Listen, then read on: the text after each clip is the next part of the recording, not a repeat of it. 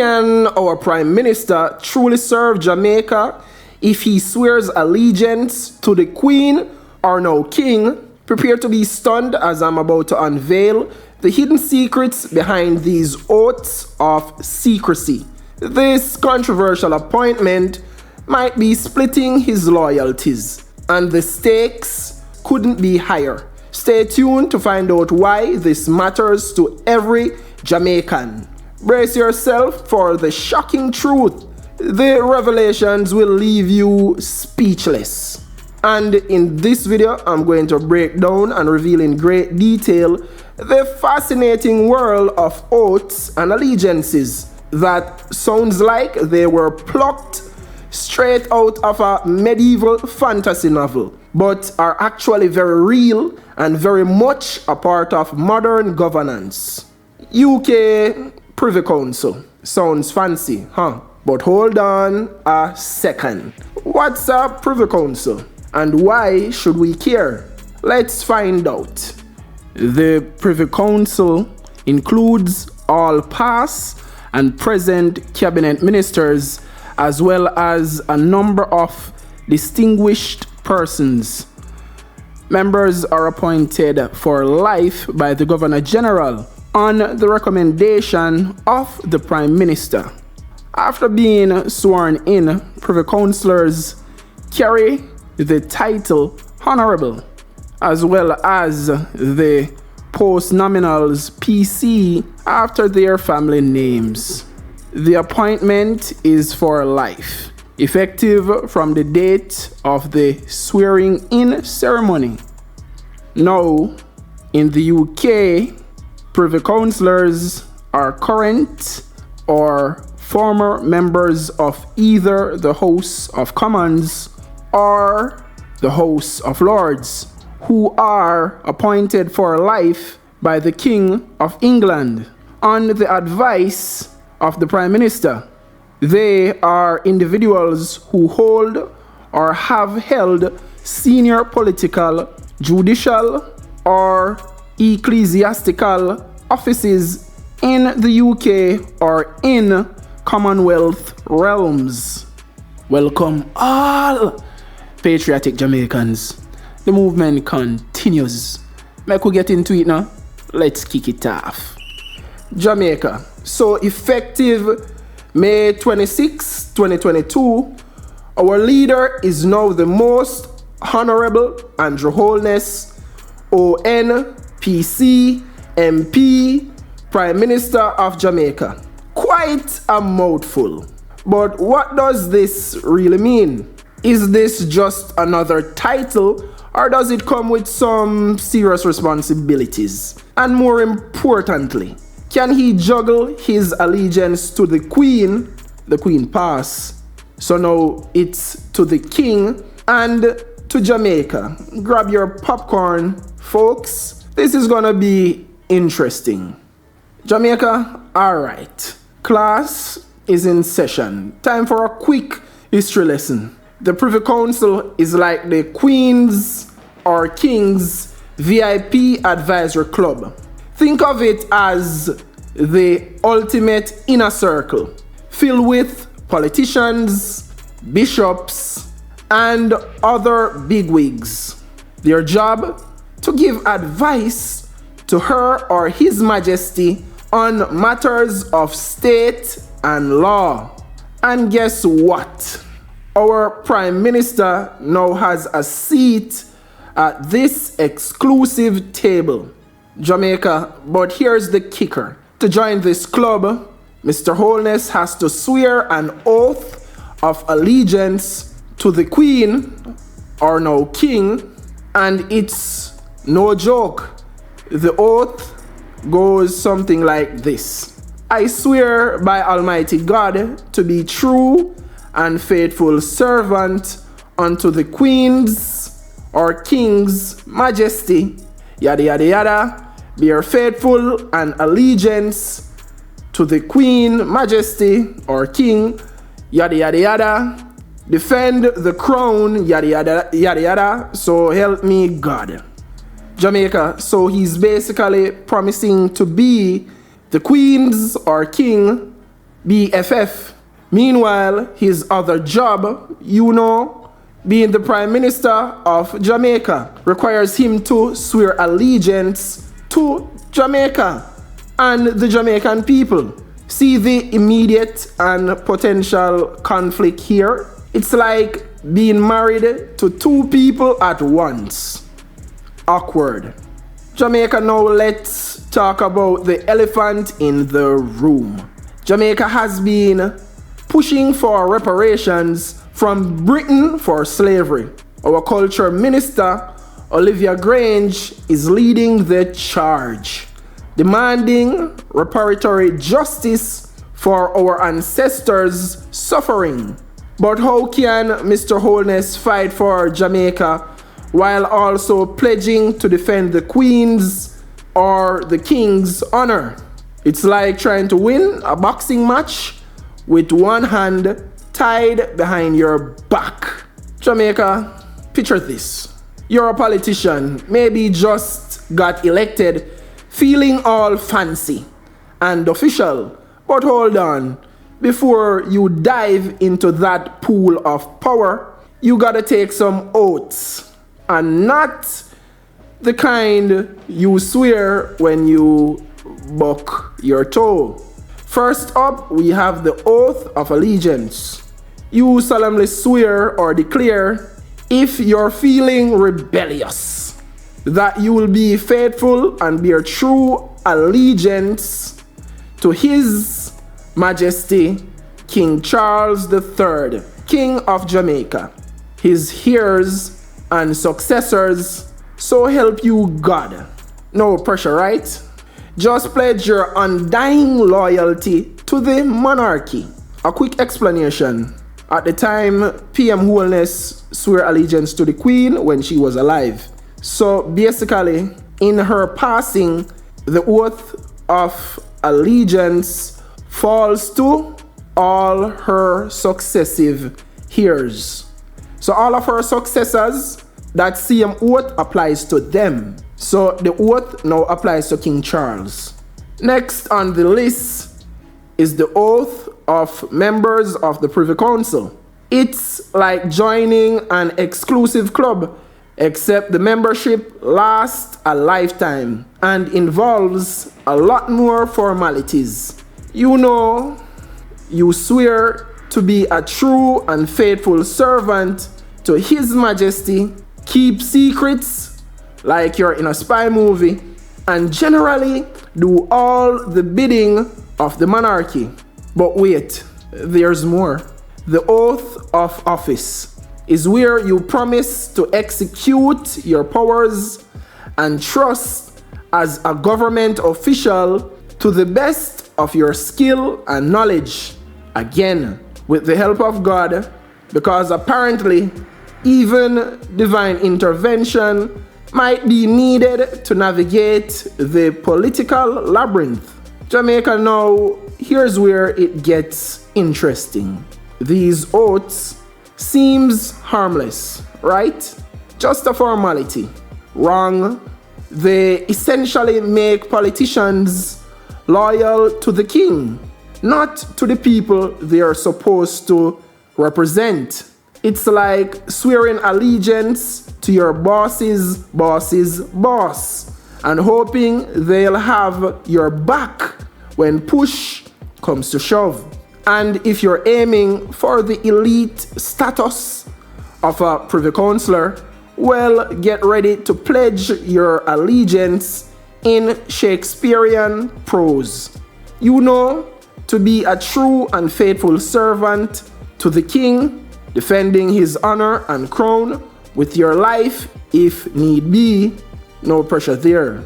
Other Jamaicans to be given such honor include former Prime Minister Sir Alexander Bustamante, 1964, Hugh Shearer, 1969, Edward Siaga, 1981, and P.J. Patterson in 1992.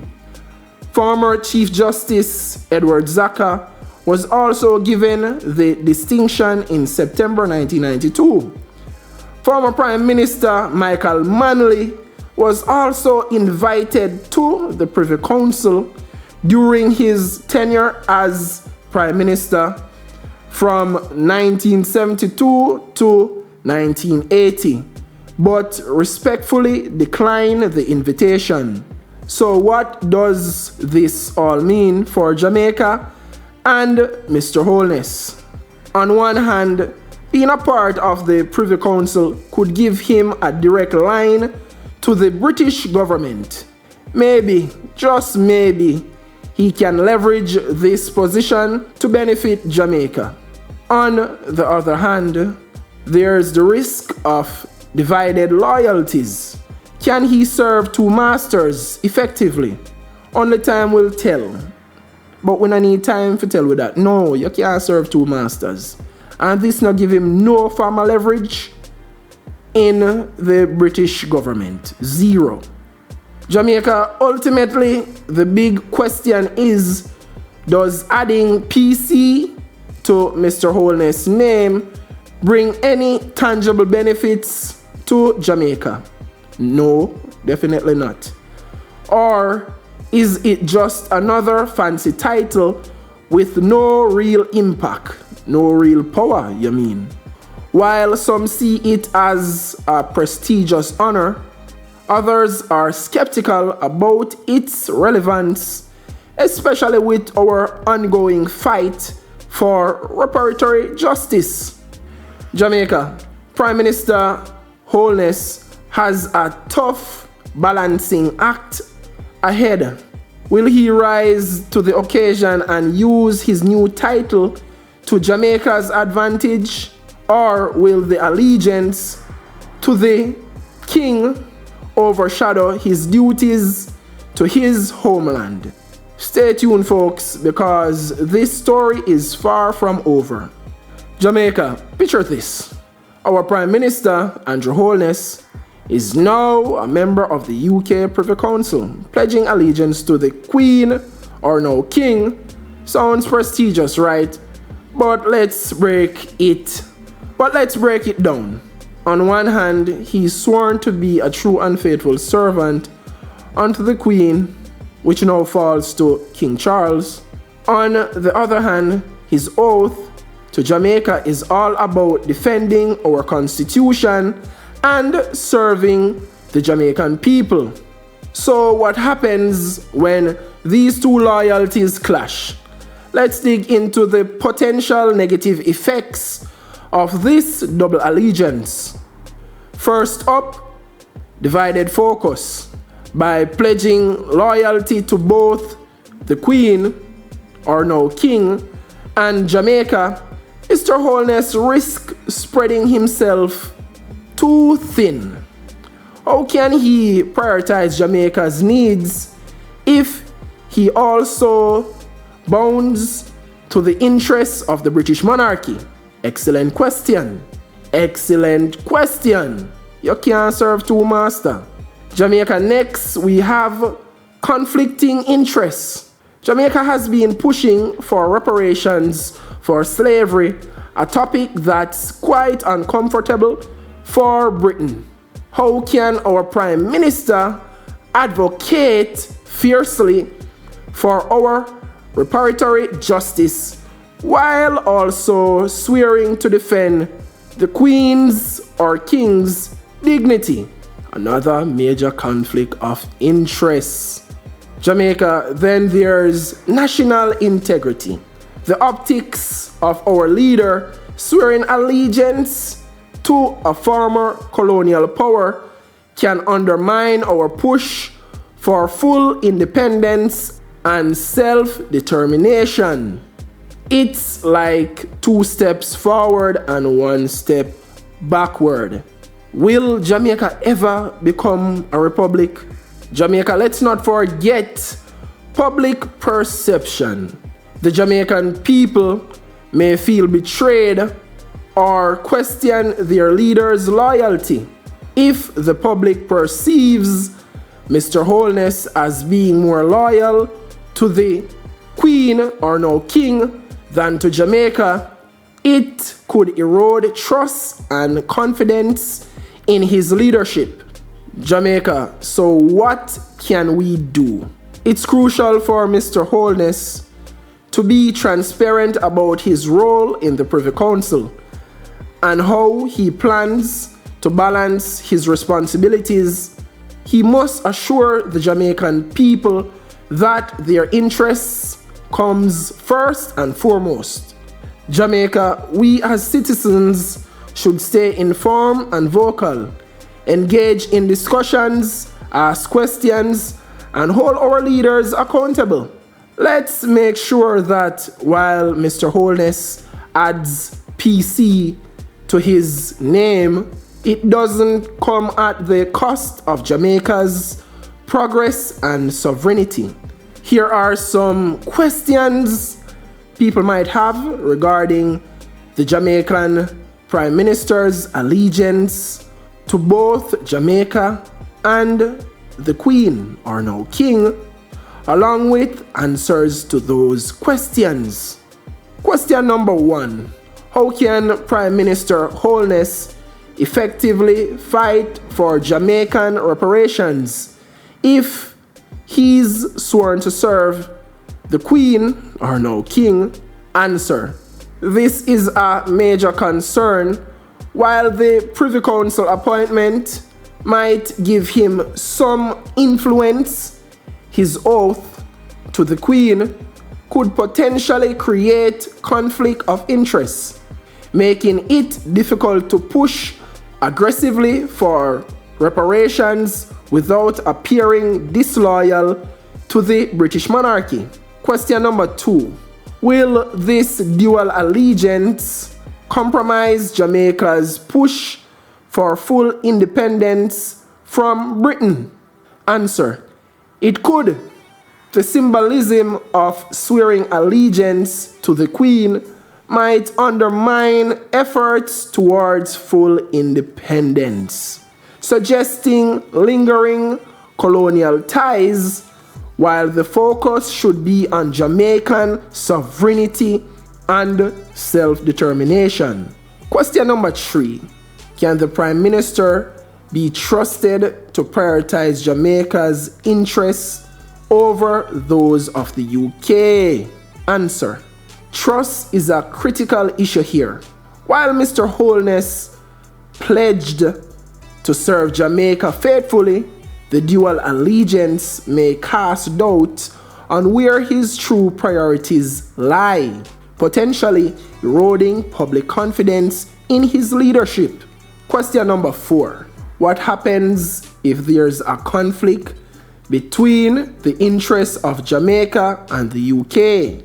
Answer. In cases of conflicting interest, Mr. Holness would face a challenging situation.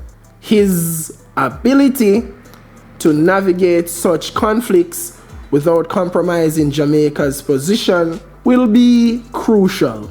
The dual allegiance could force him into difficult decisions where he might have to favor one side over the other.